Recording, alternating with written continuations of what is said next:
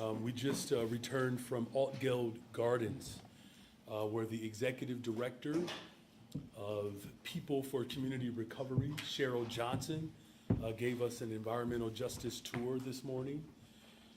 Today, seeing the impacts of pollution on the Altgeld Gardens community serves as a strong reminder that we still have so much work to do to make up for the systemic problem of excessive industrial pollution, which mainly affects communities of color.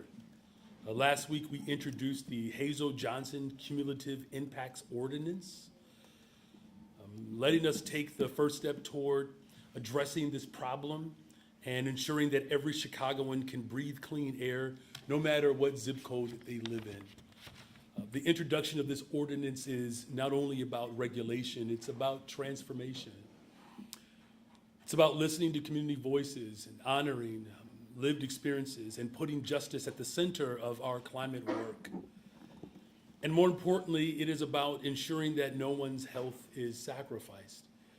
So today we are celebrating Earth Day. We are reminded that fighting for environment means fighting for the people of this beloved city. I'm sure we can all agree that clean air, clean water, and a safe and healthy place to live are fundamental human rights. And these rights must be guaranteed in every single neighborhood and corner of our city. My administration is not just responding to the harms of the past. We are also planting the seeds for a more sustainable future for generations to come. And through initiatives like Our Roots, we are expanding the tree canopy in areas that lack tree cover. We are investing in green stormwater infrastructure planning to reduce flooding and improve stormwater management. Through the Climate Infrastructure Fund, we are supporting local businesses and organizations making investments in sustainability. And through our Green Homes Chicago program, we are making homes more energy efficient, lowering utility costs, and reducing emissions. Together, these efforts are part of a broader vision, one that not only prepares our communities for the changing climate, but also the impact of community safety. Bringing people together in clean, green public spaces is critical in changing the way our communities interact by creating an environment where everyone can thrive. So this Earth Day, we're grateful that I was joined by my wife, the First Lady of this beloved city, which this is an important area of focus for her.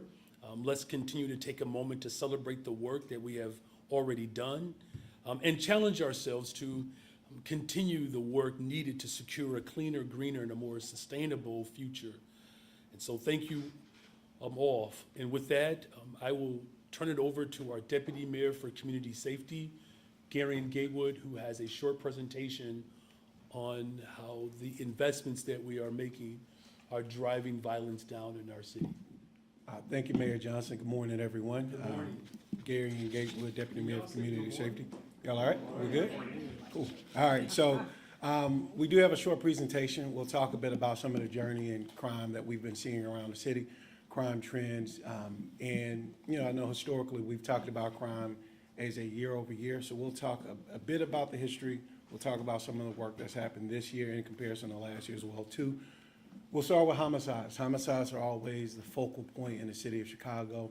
As you can see, we went all the way back to 2016 up through 2024, where obviously we all know there was a spike in homicides in 2016. We saw another spike in 2020, 2021, and 2022.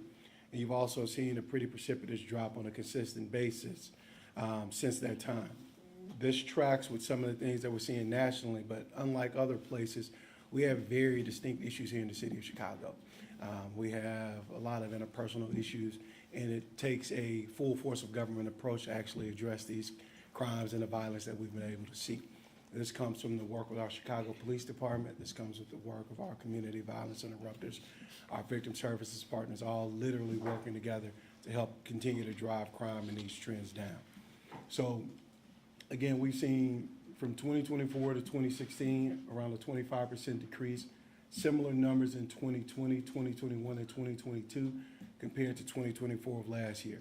And as we stand today in the city of Chicago, year to date, right now, we're sitting at a 24.7% decrease in homicides in our city.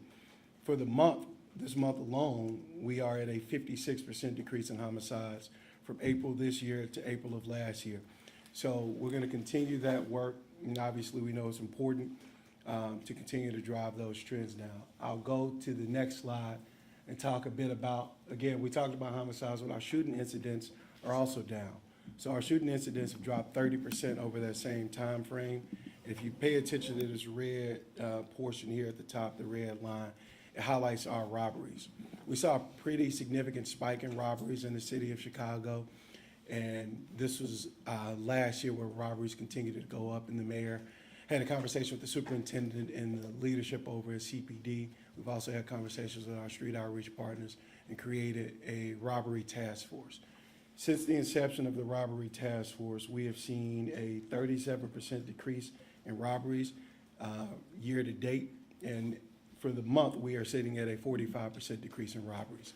The robbery task force is the members of the Bureau of Detectives, the Bureau of Counterterrorism, and the Bureau of Patrol, all working together with other law enforcement entities and partners on the ground to help drive robberies down in our city.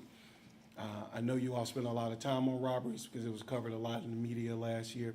So really thinking about ways that we could address robberies along with other trends that we were seeing. So we've continued to see a decline in that area. And again, I think that's a big piece of the collaboration and partnership that we've continued to see, not only in the police department, but across our agencies, including OEMC, the Office of Emergency Management Communications.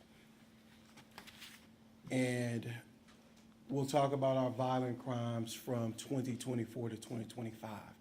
You know, 2024, again, that was our first year since 2019 that we were under 600 homicides in the city of Chicago. We have continued to see those decreases so far this year. We're sitting at a 23% decrease in all violent crime across the city. So that is nearly, well, that's around 1,700 fewer violent crimes than we were at last year at this point in the year. A 24% reduction in homicides so far this year as well, and a 31% decrease in shootings. Beyond the numbers, these are the families and the lives that we're impacting across the entire city, meaning these are families that continue to have experiences in our city. These are people who were victims last year who are no longer victims now. These are resources that we're putting in communities, and we're working hand in hand. I know we did a lot of work last summer as well on our series and Take Back the Block. We had 6 Take Back the Block events last year, and I'll highlight one on Madison and Leamington. We were in the 15th district a couple of weeks back, and we talked to the commander over there. Since we launched that Take Back the Block on Madison and Leamington, that area, that 4-block radius, has seen over a 40% decrease in crime. The reason I tell you that story is it is important to know that not only are we addressing root causes, but we're also addressing rapid responses to this work and the decrease in crime that we're seeing across the city.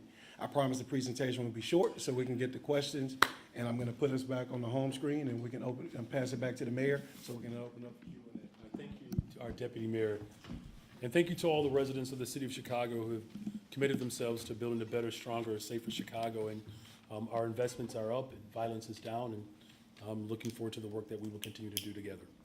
Okay, so we have time for one question, one follow-up. We're just going to do questions today. Thanks.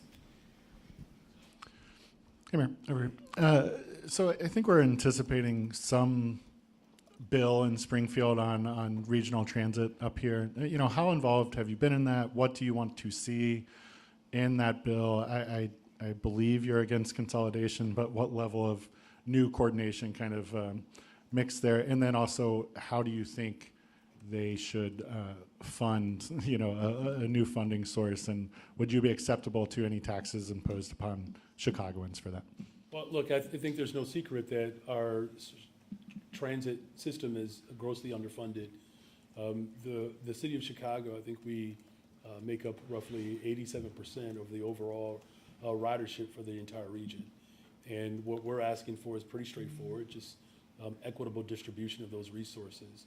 As far as the source of those resources, that's something that, you know, Springfield will have the opportunity to debate. It has to be progressive, right? That's something that I think most people are clear about, and, in terms of our involvement, we've been involved in, every step of the way. Really grateful for the leadership of the CTA that has worked in coordination with our entire team. Our budget and finance team meet with the governor on a regular basis.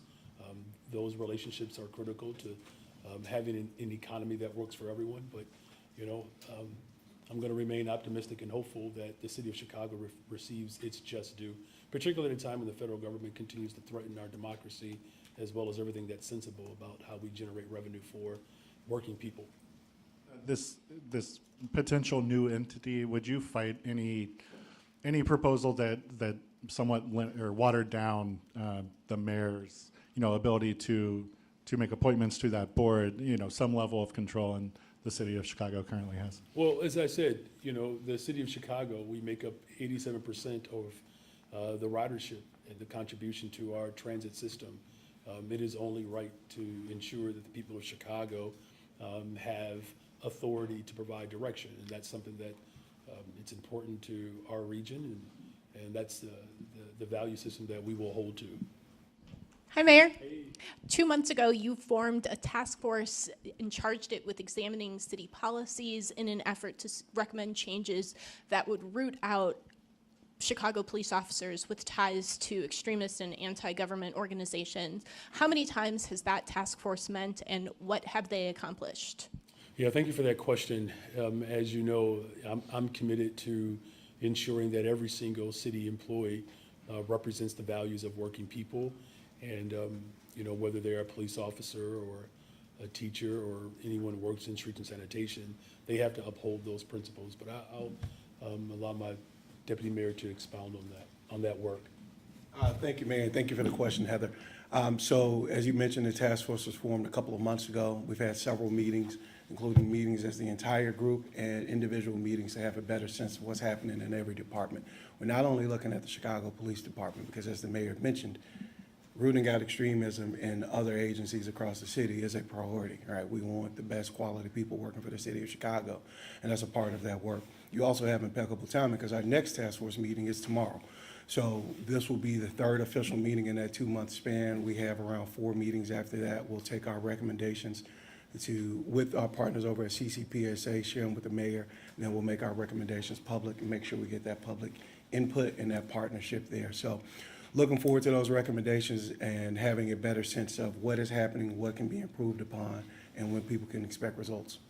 And I'll just follow up with you, if you don't mind. When is there a deadline for that recommendation going to the CCPSA from the task force? Well, CCPSA is a part of the task force, so they're working with us on those recommendations. They know the timeline that we're working on as well. And as I mentioned, we have a meeting tomorrow and 4 additional meetings after that, because as you know, we're leading into the summer, and I may be a little busier during the summer than I am now, so we'll try to make sure we get things wrapped up before then, making sure that work is quality, presented to the mayor, presented to the public, and go from there. Is there a need for greater public updates on this work? Inspector General's Deborah Wisberg's recommendation urged this task force to update the public periodically. This is the first time I've heard anything about this.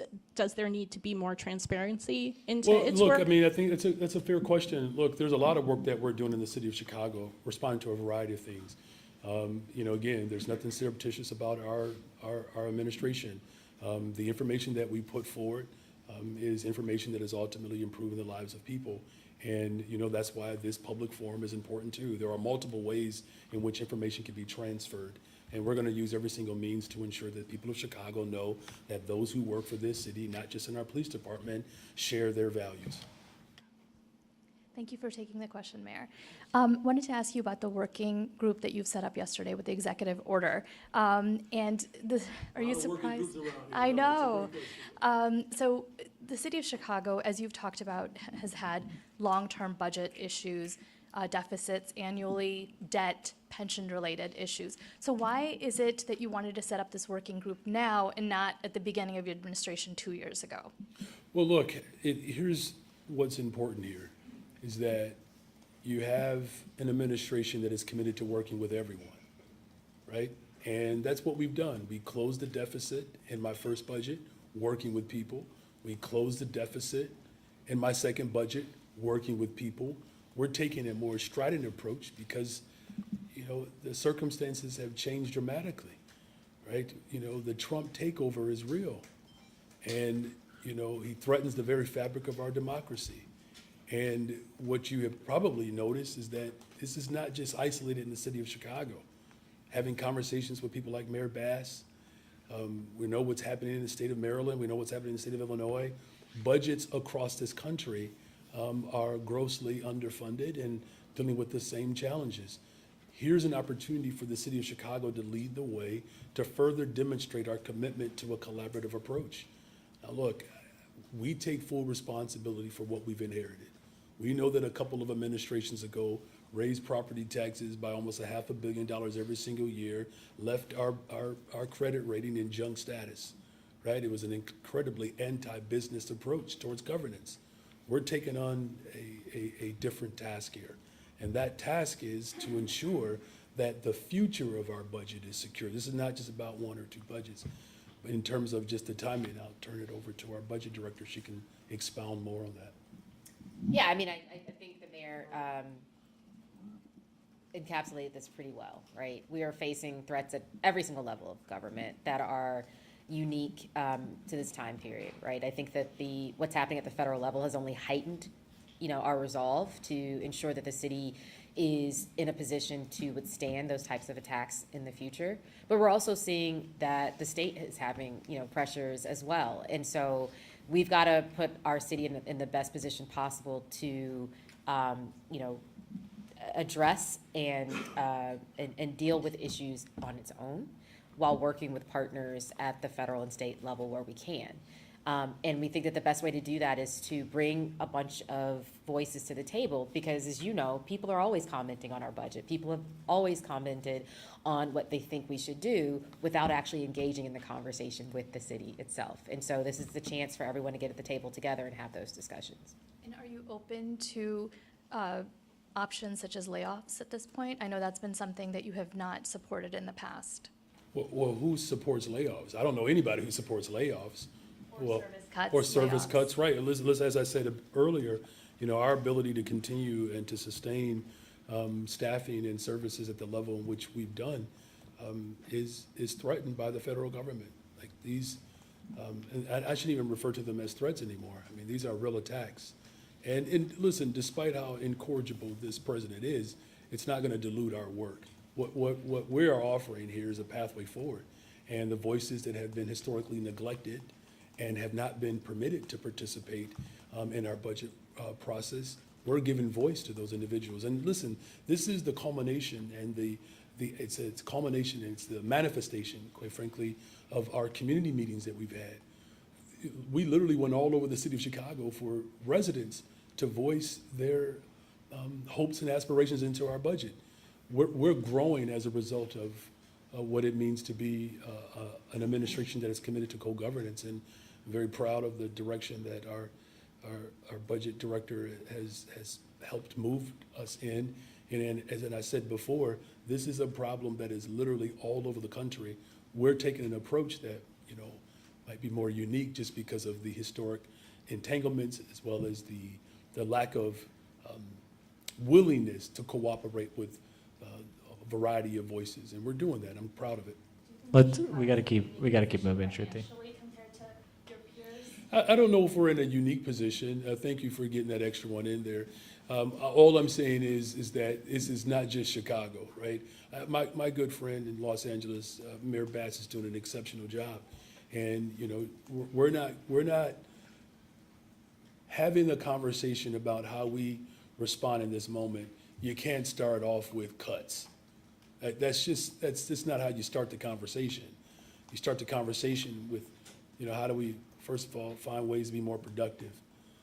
How do we make sure that, you know, we're able to strengthen and streamline our services in a way that saves dollars, right? What are the revenue options that people have that we should be exploring? You know, again, nobody wants to cut services, especially because, you know, the great concentration of our budget is in public safety, right? And so we're gonna do everything that we can to continue to bring people together to have budgets that match the values of working people. And I would just add, I would challenge you, Shruti. I know that you cover not just the city of Chicago, but I would challenge you to go look really deeply at what other cities are facing right now. It's almost eerie to the degree of how the challenges of the city of Chicago mirror exactly the city of LA, the city of New York, like eerie. And so I think that what you'll find is cities are at the front lines of dealing with the hopes and aspirations that people who are residents and business owners of those communities are dealing with. And so when it comes to that, those municipalities need all the tools possible to meet those needs and to provide, working people, business owners, and those that come in and enjoy that city, the services that they desire, the services that they expect, and the services that, frankly, they deserve. And so he's right. I've had conversations with the city of LA and other cities throughout the country. We're not in a unique position. Good afternoon, Mayor. Good afternoon. Almost exactly a year ago, you unveiled a proposal for the domed stadium for the Bears on the lakefront. This week, we're hearing that Arlington Heights is starting to review impact statements for a possible stadium in Arlington Heights. What's your assessment of the dynamics of this process of finding a new home for the Bears as it stands right now? I think the state of Indiana is working on trying to get the Bears to Chicago, to get the Bears to Indiana as well. Look, there's not a politician in this city or this state that has actively worked to keep the Bears in Chicago. That's the goal. There has to be a public benefit and use for this stadium. And, this is an opportunity not just to transform the lakefront, but it's an opportunity for us to grow our economy. Look, at the end of the day, the Bears and their ownership, have a financial decision that they'll have to make. I feel good about what's been presented in the city of Chicago, and we're going to continue to work with ownership. We're going to work with the General Assembly to find a way to keep the Bears in the city of Chicago. How confident are you that a financial package can be crafted that would be acceptable not just to the city, but to the state? Yeah, look, it all has to work together for everyone. I mean, we're talking about billions of dollars of income for those who are working. Again, we're also talking about being able to host multiple events. Just yesterday, I had a chance to talk with some of the folks at Choose Chicago. Hotel occupancy is up. Revenue generated from downtown is up. We're at pre-pandemic levels of investments. People are coming to Chicago, right? As violence continues to go down and investments continue to go up, Chicago is positioned to be a transformational space. I would love for the Bears to be a part of that, but that's a decision that doesn't solely just rest on my wishes. We're going to continue to work with the state of Illinois, the Bears ownership, and we're going to continue to grow our economy one way or the other, and I still believe that Chicago Bears belong in Chicago.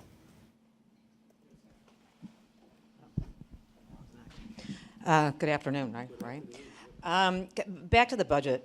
I know if this working group comes out and says, you don't have a choice, that you're going to have to look at furlough days, look at city hall salaries, is that something that you would consider? I know you said you would not start out with cuts, but let's be realistic right now in terms of revenue options. There really are not that many revenue options out there. Well, there are many revenue options. It's a matter of whether or not people have the political will to actually engage in those options. So we're not short on revenue options. But I hear the premise of your question.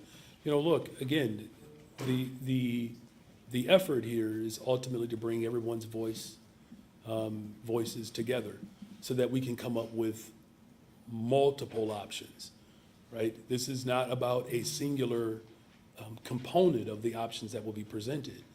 And, as far as what we'll have to decide when the culmination of this working group places on the table, we'll make that decision when it's upon us.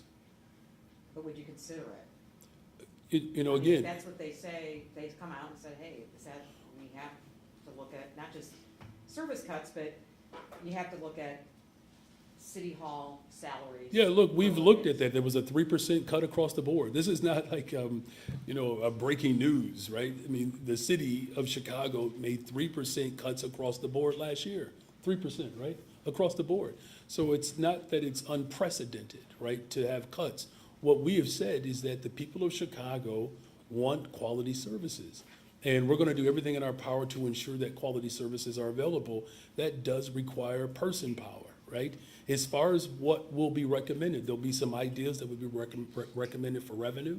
Perhaps there'll be concessions that people are willing to make. Perhaps there will be, people who will place furloughs. It's not like that has not been presented to us, right?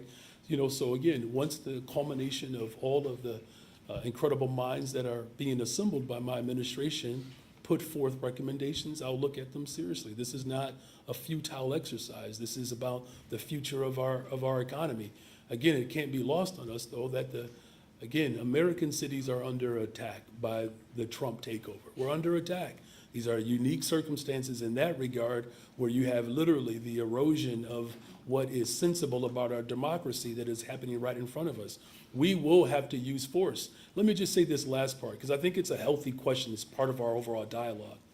This is not a response just simply from government. We need people to organize and take it directly to the federal government to push government to respond to working people. I'm going to do my part as an executive. I will. We will bring people together. We will assess and analyze every single possible option. And this city has to continue to lead the way when it comes to pushing back against the nastiness from this administration. I believe there's another big rally this weekend that's being planned. I would encourage people to participate in and join in those efforts. Is this my follow-up? It's a different. This is the follow to the I don't know follow-up. about- Go it's ahead, not you're a fine. follow-up, But No, actually, go it's ahead. actually about the crime trends. Okay. I know your predecessor, I think all your predecessors always come out and when the trends are down, everybody, you talk about them. But the issue is people don't feel that way. And I think I asked your predecessor the same thing, is how do you change that perception? You Yeah. can come out and say everything is down, but then you have, a kid that was Yeah. killed in Lincoln Park last week. You have, obviously shootings every day in other neighborhoods. So how do you make how do you change, how do you make people feel differently? I mean, people look at statistics and they're like, they don't really register. Yeah. No, thank you for that question. I can tell you how I feel. And maybe that's a good place to start. Every time someone is shot and injured, or even worse, their life is taken, I feel that every single day. My chief of staff, Ms. Pasión Zayas, she has the arduous task of being my first call in the morning to talk to me about what happened the night before. And I know it affects her because she has to sort of ease into it, right? Because there is anxiety around violence in general. And what our work is translating into is that it is working. And so part of why I think these sit-downs are important is so that people at least know we're moving in the right direction. It doesn't mean that we don't have a long way to go. It doesn't mean that. I mean, we do have a long way to go still. And as a parent, as a husband, a parent of young children, by the way, one of which is determined, I would rather he stay in Chicago to go to college, but he's looking and exploring other options. And I think about just what it's going to feel like when he is out by himself. I know that feeling. And what I want to convey to the people of Chicago is that the feeling of being insecure or unsecured is one that I grapple with every single day. But know that my entire administration is working hard every day to change the direction of this city. And we're doing that, but it's going to take all of us. All of us have to find ways to put our arms around our children. All of us have to do that.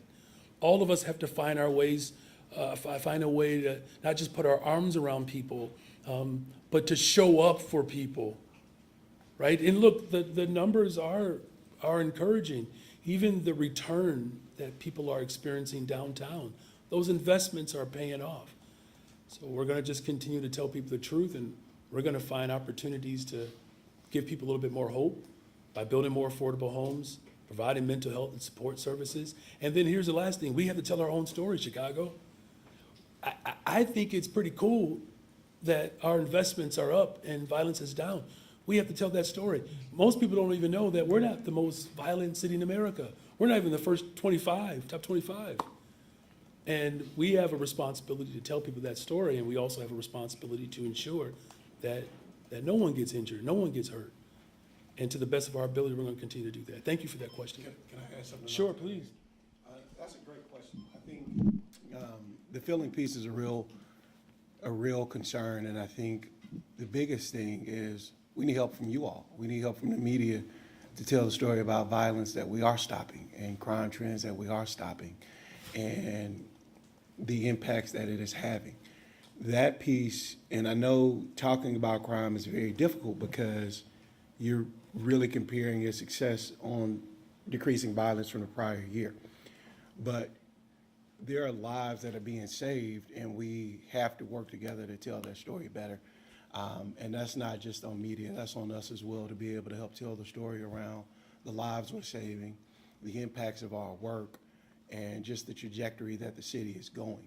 The mayor's right? We, often people talk about the city of Chicago, and on Monday mornings during the summer, the first thing that comes up is the shootings from the weekend.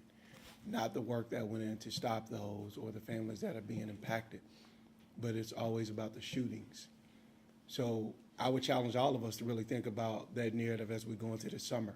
How do we tell the story of the violence that we are stopping? How do we also tell the story of the opportunities that we're creating and the people that we're holding accountable?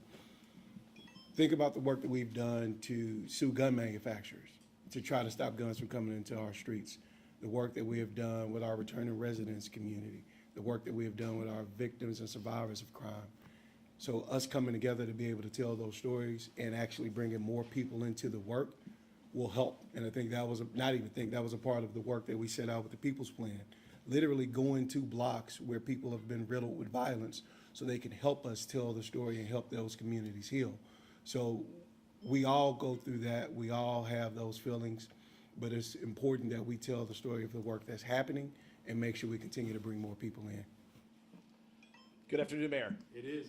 I want to pick up on Craig's question about the Bears. I'm wondering if you think the $500,000 that the team has spent either on their own research and the money that they're funding the city of Arlington Heights to make sure that their numbers are legitimate and all of that work that the mayor of Arlington Heights told me today, he believes it is a very real likelihood that the Bears could be coming to their town. Do you believe that this is a leverage play by the Bears to kind of make it look like, hey, we're very serious out here to put pressure on you? Or do you take them at their word that this is a very viable option for them?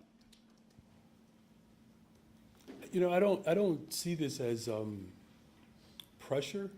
If you haven't noticed, I'm under no pressure as mayor of the city of Chicago. Hey, thank you. Craig got that one. This is a very tough crowd today. Look, there's no more pressure to apply for me. I want the Bears to stay in Chicago. I do.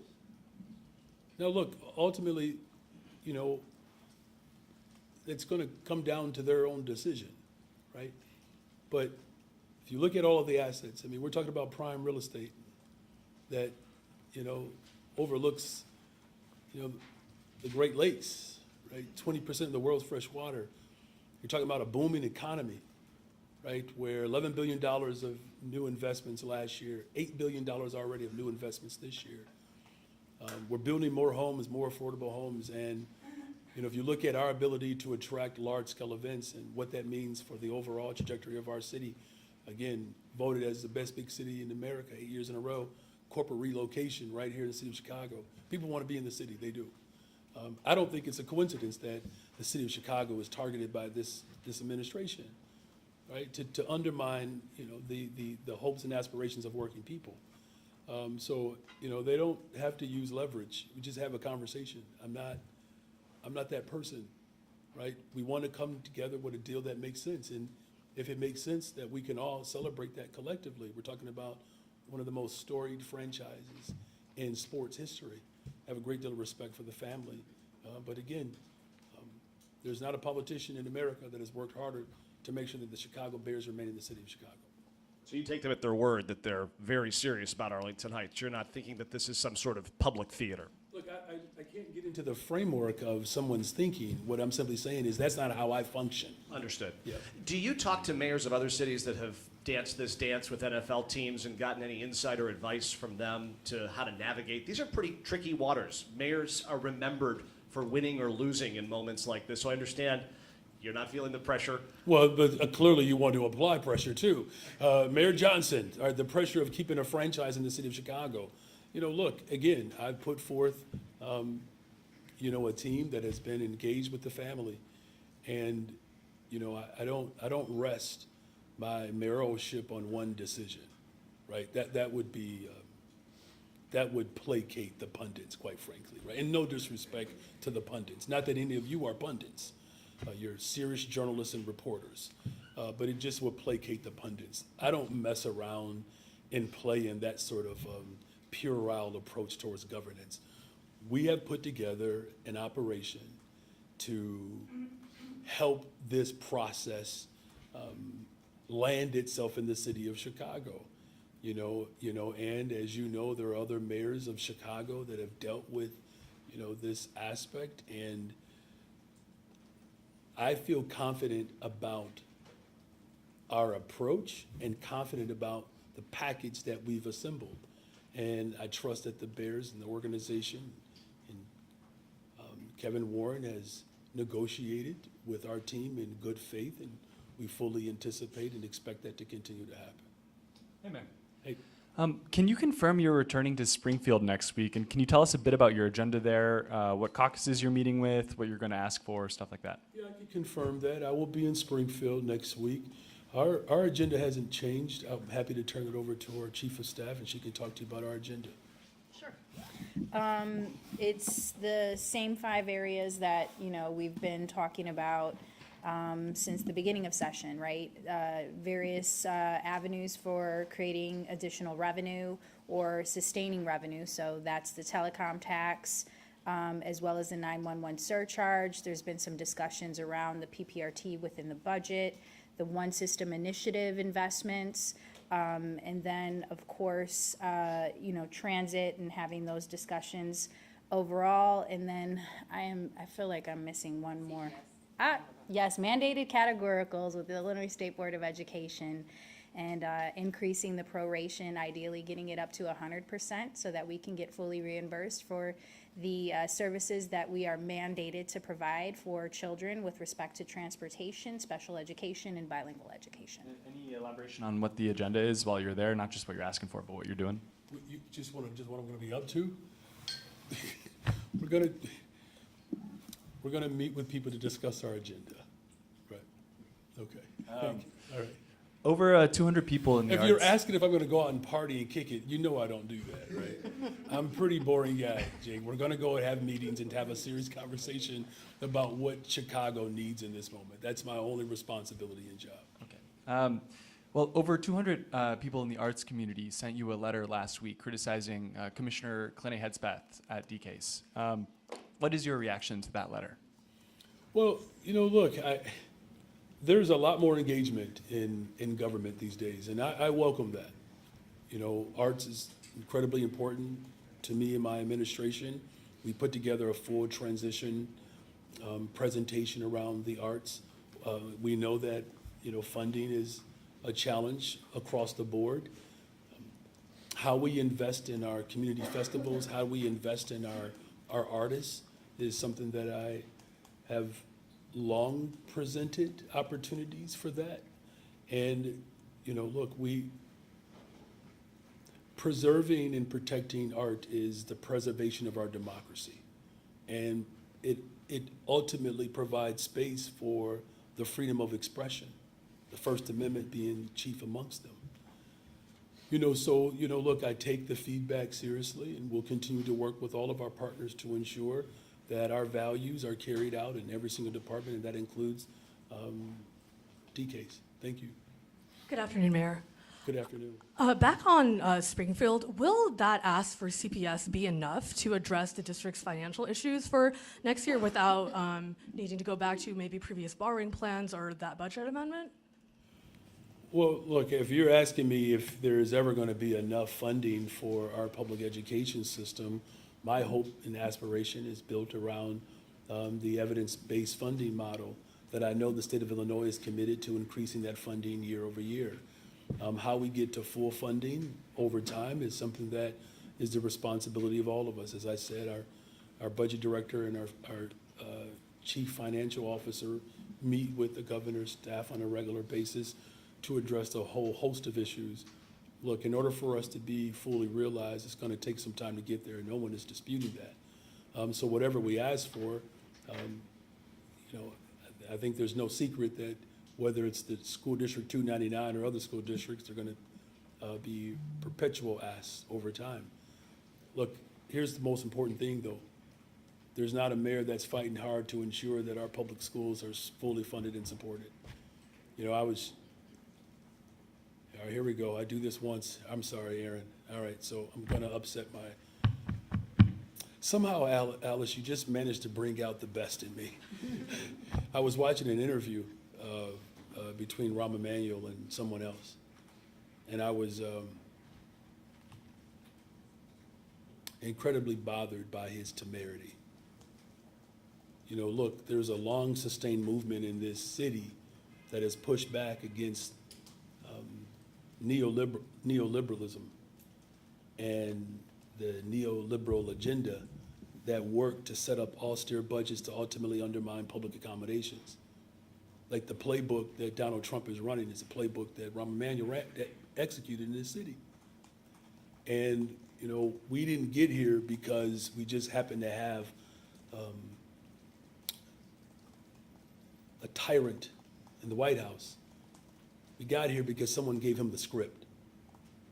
And the shutting of schools, the firing of black women, privatizing our public education system is why the system is as jacked up as it is today.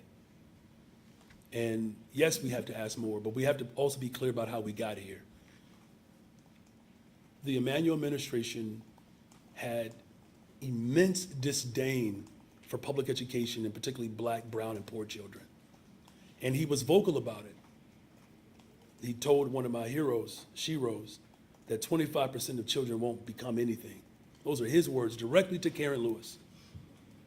And now he is prancing around this country asking people to reconsider him. It is not just frustrating, it is beyond offensive. Now again, to your question, it won't be enough until every single child has everything that they need in this city. And I'm gonna fight with everything in me to ensure that that happens.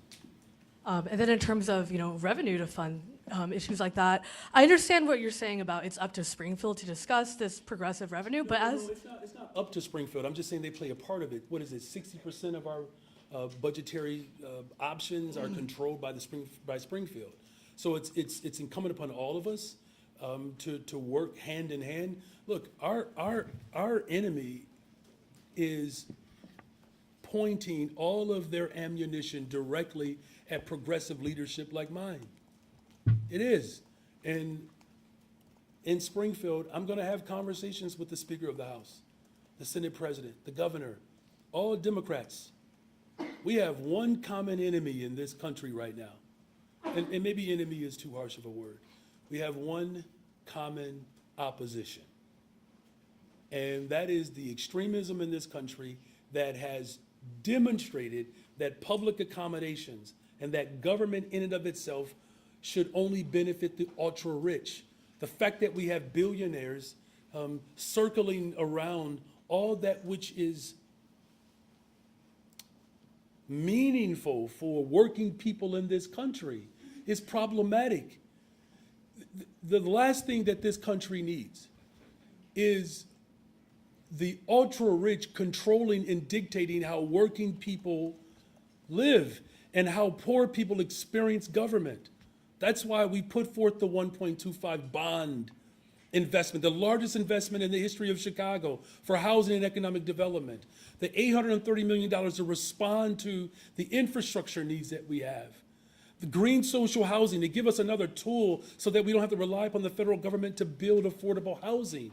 These are all of the efforts that we've put forth, hiring more young people, growing our community colleges, investing in our public schools, making sure the behavioral and mental health support services are available, attracting more businesses. A city that is open for business, not for sale, for the sake of working people is what I ran on and is what I'm delivering in this moment. And so, no, it's not incumbent upon just one level of government. It's requiring all of us to work together, and that is what I'm desperately organizing in this moment, bringing people together to solve critical issues that working people are counting on us to do. So next week when you meet with these state leaders, are there any specific new taxes you might want to propose, put your weight behind, such as another go at the progressive income tax, a corporate head tax? As I've already asked, you know where I stand on that issue, right? I think we should take on it all. And it's going to require us in this moment to have a little bit of gall and some political fortitude to show for working people. That's what they want. That's what they get out of me as mayor. No one in this room questions my values. You all don't question my values. You certainly don't question my motives. I'm going to repopulate this city with working people, and whatever it takes to do that, that's what I'm willing, and that's what I'm committing myself to. Alice, we gotta keep Thank you, it going. Alice. Thanks. Hey, Mayor, so staying on the topic of Springfield, you hired 2 people to lobby on your behalf, right? Can you talk a little bit about how that's been going and just obviously on the different topics that you guys will be bringing up once you're there tomorrow and so on and so forth, how that's been going? Thank you. Look, we've assembled a pretty robust team. You know, they have a regular cadence and check in with my chief of staff. I'll turn it over to her, but I just want to make sure that we're also clear. I am the chief negotiator for the city of Chicago. And, you know, my chief of staff checks in with the chief of staff and the Speaker of the House on a regular basis. Me and the Speaker and the Senate President, we have regular conversations. We sit down. I think the 2 individuals that I believe that you're referring to are doing a solid job. Pasiones, Yeah, I just got a call from Senate President's Chief of Staff during this meeting. We're, as you know, in Springfield, it's about communication, coordination, and collaboration, right? Our Director of Springfield Affairs and the Senior Legislative Assistant are in Springfield on a weekly basis when they are in session. When they're not in session, they are having in-district meetings with members. They're talking through, you know, the various asks that I just enumerated. In some cases, if there's language to be discussed, to kind of get a finer point on those particular asks, there's that. We have members of the Chicago delegation that are carrying different elements of those asks forward, bringing them back to their caucuses. And then it's just, you know, kind of watching how the plays are carried out and making sure that all the members of the body, because, you know, it's always about the numbers, right? 60-31. 60 votes in the House, 30 votes in the Senate, and 1 governor to sign off on it. And then there's always, you know, as the mayor has been discussing, the coordination with the governor's office. So on top of the finance team meeting with the governor's office, our members are also, our team members are also touching base with them and making sure that they have that information. It's, you know, in Springfield, it's a lot of discussions, it's a lot of coordination, it's a lot of hurry up and wait, but then when it moves very quickly. And so that's why you've got to have people embedded on the ground in Springfield. Thank you. Oh, just a few more here. Okay. Yeah. Good afternoon, Mayor. How are you doing? Doing well, thank you. Wanted to ask about back to the budget and this working group. In terms of the timeline, we've got this preliminary report in 4 months. How are you feeling about that? Is that's a pretty quick timeline? Can you address that and why? It's Yeah, well, 4 that's a months? great question, and I do apologize in advance, Annette. I've put a lot of pressure on you to do things in very little time, but I'm going to turn that over to our budget director. Yeah, I mean, it's not unusual, right? I was looking back at some of the other working groups that the city has put together, and I hearken back to like the Police Accountability Task Force group, which had an amazingly large task, and produced a report in 4 months as well, right? That literally shook up and transformed how we do police accountability work in the city of Chicago. So it's not uncommon. It's a big ask, but it's not an impossible ask. You know, we've already been in conversations with proposed members of the working group who are excited, dedicated, and ready to get to work. And And I will also say that the ideas, there's no shortage of ideas that haven't already been out there in the, kind of in the ethos that people have been thinking about. So I fully expect that this working group will get together and have, preliminary recommendations within that time frame.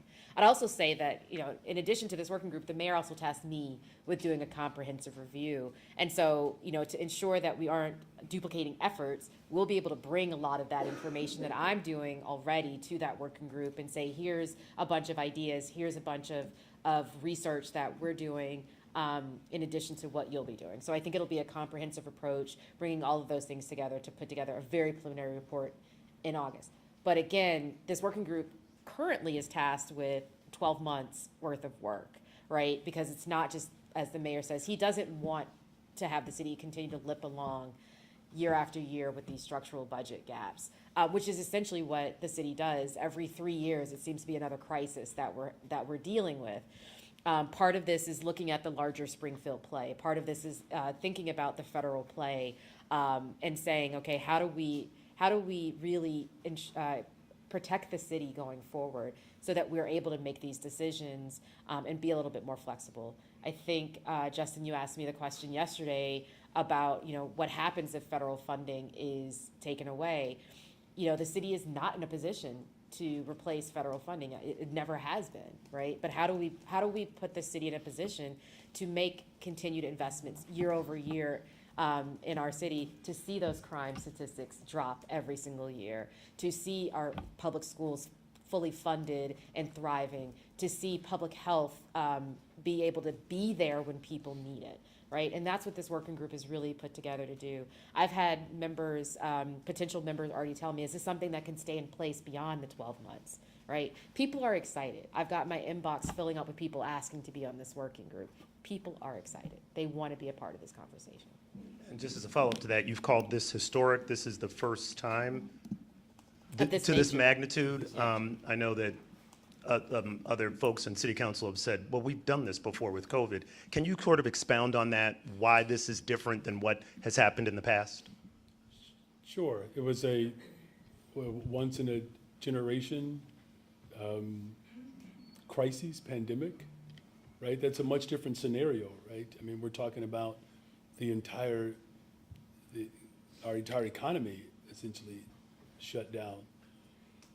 This situation is different in that, again, historically, the city of Chicago and other cities have just limped along and figured out just how to patch things together. So let me give you an example. The selling of our parking meters, it's patchwork.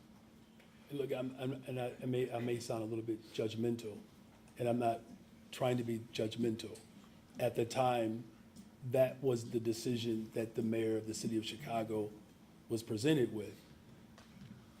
And whether it's the Skyway, whether it's, the parking meters, whether it's pension holidays, right? This is all patchwork.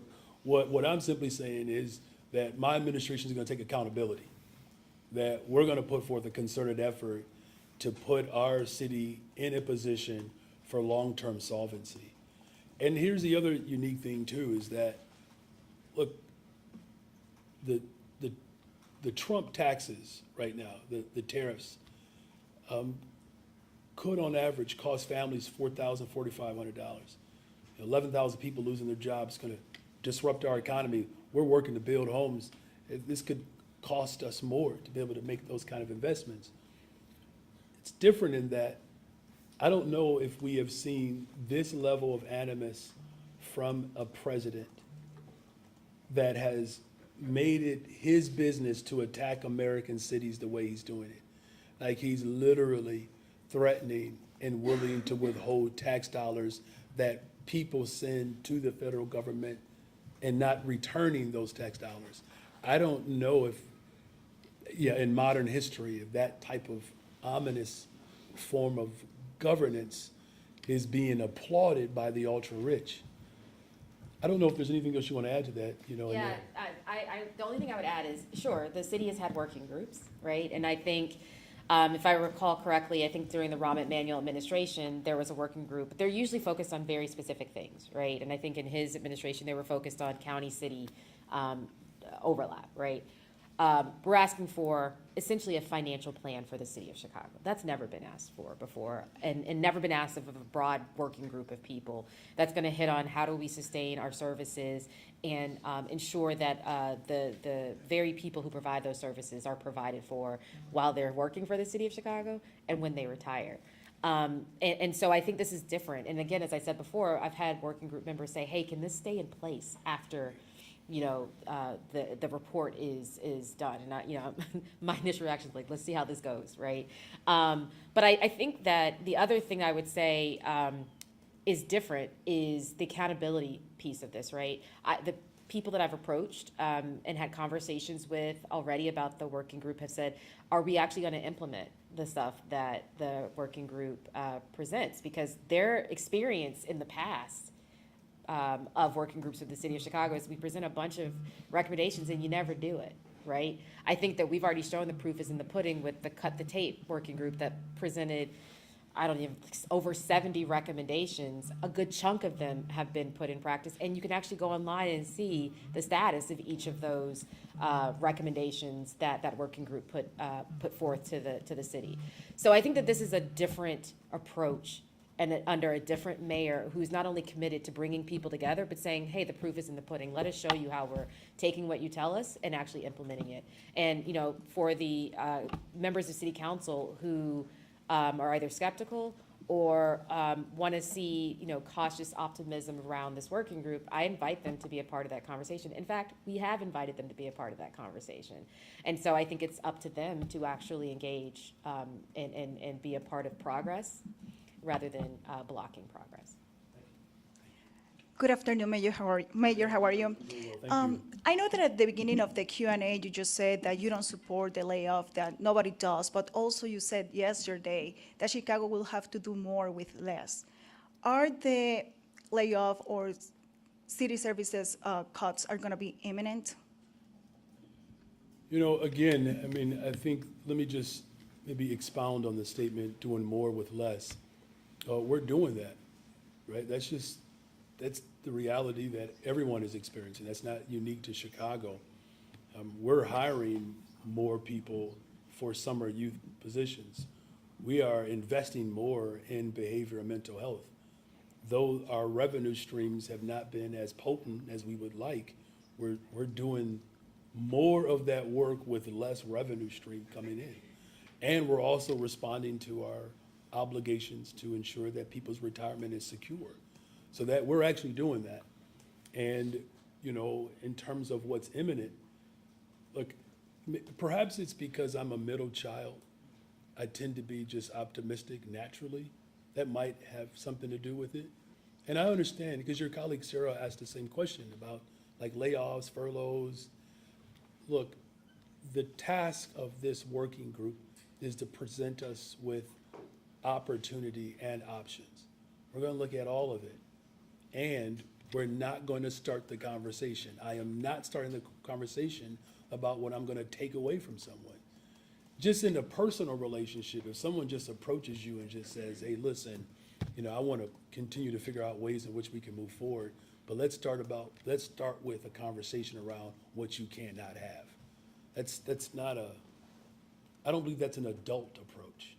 I think an adult approach is looking at the full scope, analyzing and assessing the full scope, and then making a decision. It's personal too. My father is 82 years old and he's suffering from Alzheimer's. And he's such a stubborn man because sometimes he remembers that he forgot. That's just how tough he is. He was part of a generation of people who saw how Reaganomics ruined our economy. He lived through that. And, sometimes we do have these moments where we're able to see each other. And I reminded him of the days where we would pull into Dairy Queen and we thought that would be the day that we would all get sundaes. And then he would come out with those sad dilly bars. It was still ice cream though, right? Still ice cream. And listen, I'm not saying that we're going to be able to provide sundaes for everyone. But in the political, financial budget, of Andrew Leon Johnson II, if we can find a way to still make sure that we show up with something, at least people know that they are loved and cared for. May not be able to get everything that you want, but hopefully there will be a season where we can deliver more on behalf of the people of Chicago. But in the meantime, we're going to continue to make sure that we are investing in our young people, investing in affordable housing, investing in our behavioral and mental health, and we're going to continue to make these investments to drive crime down in this city. And if I could add to that, Please. I'm going to try not to get too philosophical, but Or emotional like I just did. I'm sorry, Dad. you are warranted in your emotion because I know how much you feel it. But I think what you're hitting upon is really, really important, and what the mayor said is really important to just pause on for a second, which is not only the city of Chicago, but most governments do more with less. And I think that it's incumbent upon us to continually remind people that we're doing more with less. During last budget cycle, we spent a lot of time with city council, helping them understand how little our budget actually increases relative to the cost of everything else in society, right? And people don't question the increases for the other things in their day-to-day budgets, but they question the increase of the city or their municipal, state, federal governments constantly without recognizing what they're getting in return. And we have to do a much better job of explaining to people what it is that we do every single day that brings value into their lives. Because once it's not there, they recognize it's not there. And I think that people are seeing that right now about what's happening at the federal level when those things are being taken away. And so, when it comes down to what is it that you truly value that brings value into your lives, what happens when those things are no longer there, we have to have real conversations about that, because we are doing a lot more and people are asking us to do a lot more, but yet doing it with a lot less. And at some point, those mathematics don't actually add up. Also, I would like to know if you can confirm, excuse me, if there's any cuts in the health department. We're hearing that Dr. Geraldine Luna is transitioning out. In the health department, in the city's health department, well, I don't discuss personnel issues, and I'm very grateful for the leadership that Dr. Ige has provided.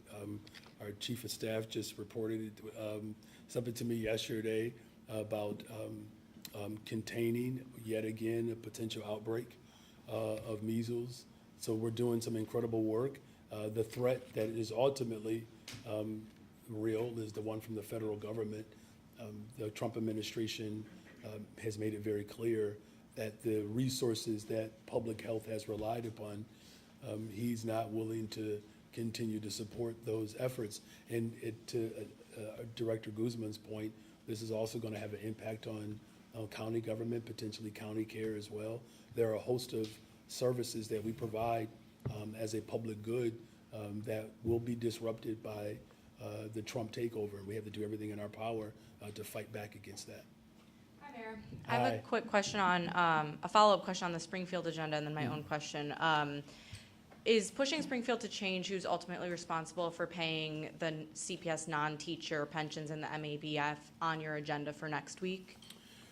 Well, look, the Senator Martwick, who is the chief negotiator and sponsor around our elected school board, we made this very clear from the very beginning that we have to work to disentangle the district. That's an ongoing assignment. That's not something that is necessarily provocated by a trip to Springfield. That work continues.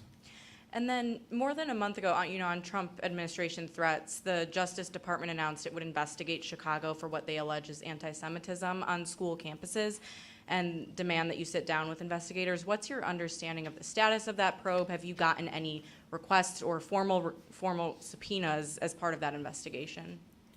Well, the first thing that I'll say is that we don't have, tolerance, and we will not accept any forms of anti-Semitism in our city.